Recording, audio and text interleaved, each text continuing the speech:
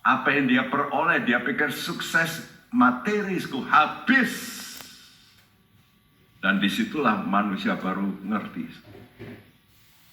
Saya berikan gambar ini supaya sudah mengerti jadwal rencana dari kekal sampai kekal. Tanda kekal itu seperti angka 8 itu ya. Tapi dibalik itu artinya infinity, tak terhingga. Jadi waktu Tuhan itu dulu waktu ada bumi kita ini, sebelumnya ada waktu tak terhingga. Dan nanti kalau Tuhan mendirikan yang namanya langit dan bumi yang baru, ada waktu lagi yang tidak terhingga. Nah, dalam waktu itu Tuhan ciptakan bumi sebelumnya, tapi dirusak oleh iblis. Lalu saya gambar di situ bumi direnovasi oleh Tuhan. Sebelum ada Adam, Tuhan itu baik. Saya sudah katakan, kenapa bumi ini dirusak iblis? Karena Tuhan mau menempatkan manusia. Nah, waktu iblis tahu manusia ini makhluk yang paling tinggi, yang akan memerintah juga malaikat, marah si iblis ini. Yang dulunya malaikat, berontak, merusak bumi, tapi Tuhan renovasi. Nah, Tuhan renovasi, lalu Tuhan memberikan waktu kepada manusia selama 6.000 tahun kira-kira begitu. Ya, karena itu ada lengkungan 6 dan 6 itu angka manusia. Ya, nanti ada lengkungan ke-7 yaitu hari Tuhan, di mana Tuhan yang memerintah. Jadi 6.000 tahun Tuhan kasih manusia memerintah. Tuhan mau lihat gimana manusia memerintah, benar apa enggak. Nah, oleh karena enggak benar, maka Tuhan akan datang. Ya, itu ada gambaran tuh, kedatangan Tuhan, tanda panah merah, mendirikan kerajaan sorga, dan itulah hari Tuhan. Ya, kerajaan sorga ini bukan kerajaan Allah, kerajaan sorga. Bedanya kerajaan sorga itu kerajaan Allah di muka bumi, planet bumi saja. Selama 1.000 tahun. Setelah selama 1.000 tahun, maka Tuhan akan tutup waktu untuk manusia itu, dan semua manusia akan diadili. Ya, saudaraku, Tuhan akan bangkitkan orang-orang mati untuk diadili di tahta putih. Namun kita perhatikan di sini ada lengkungan kecil yang saya gambar di situ. Di lengkungan hari ke-6, ya, itulah masa sengsara. Nah, masa sengsara ini memang Tuhan sudah planning untuk orang Israel sebenarnya. Namun banyak orang Kristen juga bandelnya seperti Israel. Karena itu orang Kristen yang bandel ini, dia akan mengalami masa sengsara. Dan inilah yang disebut buah susulan gereja. Ya, buah susulan gereja ini oleh karena sekarang tidak mau bertobat dengan betul. Dan nanti waktu kesulitan datang, mereka lihat, loh kok betul ya apa yang dikatakan Tuhan, baru mereka bertobat. Tapi mereka mengalami sengsara. Ya, dan waktu sengsara ini, saya tuliskan di situ awal hari Tuhan. Nah, saudaraku, jadi kalau diperbesar lengkungan kecil itu, ternyata lengkungan kecil itu 2 lengkungan merah.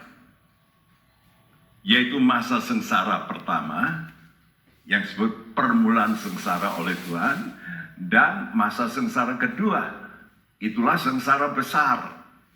Dan itulah yang disebut zaman antikris yang waktu itu, ya. Tapi zaman antikris ini sudah mulai, yaitu permulaan sengsara. Tapi dia belum menganiaya. Ada kelompok yang lain yang menganiaya gereja Tuhan. Ya, tapi orang Israel nanti mengalami yang sengsara besar ini. Ini oleh antikris, di mana antikris nanti ada datang ke tanah Israel. Wow, saudaraku, dia mau mendeklarasikan sebagai Allah. Karena itu tanda panah kuning, Antikris menyatakan diri sebagai Allah. Dan waktu orang Israel menolak, maka terjadi aniaya yang sangat besar. Termasuk orang Kristen juga. Karena itu kita mesti pakai waktu. Ya, kita mau jadi buah sulung gereja. Siapa? Yaitu orang-orang yang percaya firman nubuat sebelum terjadi. Supaya luput MS, masa sengsara. Nah, kalau saudara tidak mau mengikuti perintah Tuhan sebelum masa sengsara, saudara ada kemungkinan bisa mengalami masa sengsara. Dan itulah disebut buah susulan gereja.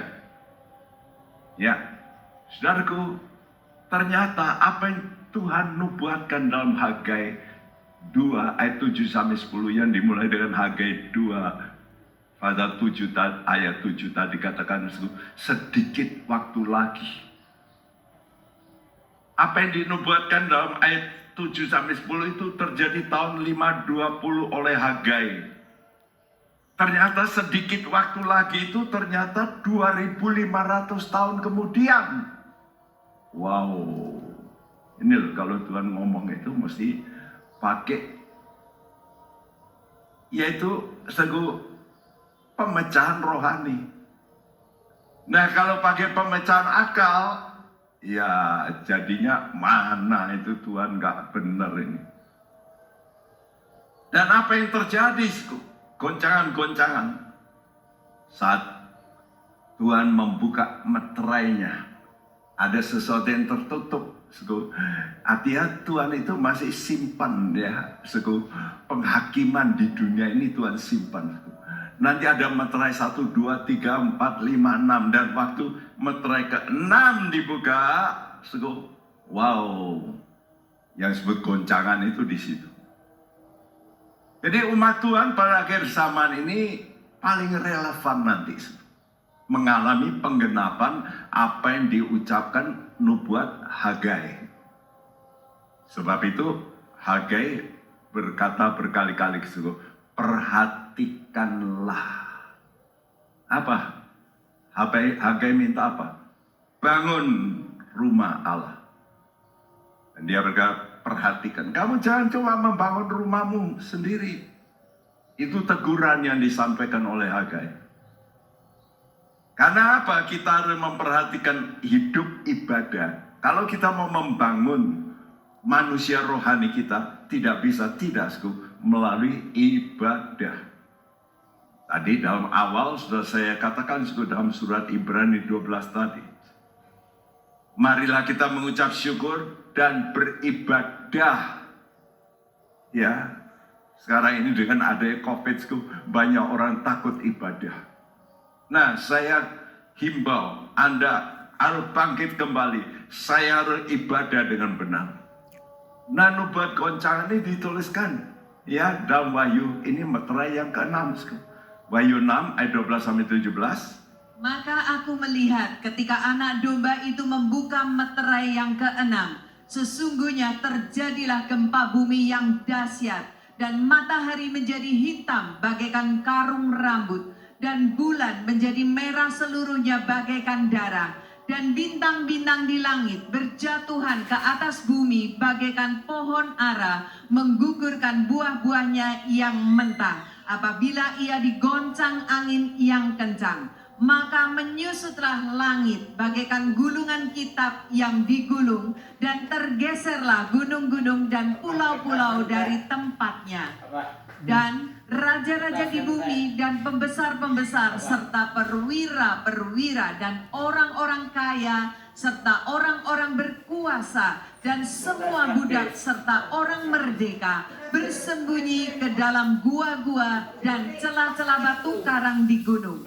Dan mereka berkata kepada gunung-gunung dan kepada batu-batu karang itu, runtuhlah menimpa kami dan sembunyikanlah kami terhadap Dia yang duduk di atas tahta dan terhadap murka anak domba itu, sebab sudah tiba hari besar murka mereka, dan siapakah yang dapat bertahan? Saya masih ingat, saya berkhotbah kitab Wahyu di satu gereja. Waktu saya bicara ini termasuk bintang-bintang gugur. Setelah selesai, tua-tuanya berkata, Pak Bekti, yang dikhotbahkan itu benar apa enggak? Loh, ini benar loh, majelis ini. Benar apa enggak? Kok medeni ya, kok menakutkan? Loh, memang begitu, saya berkata, wah, kami nggak pernah dengar khotbah semacam ini. Oh,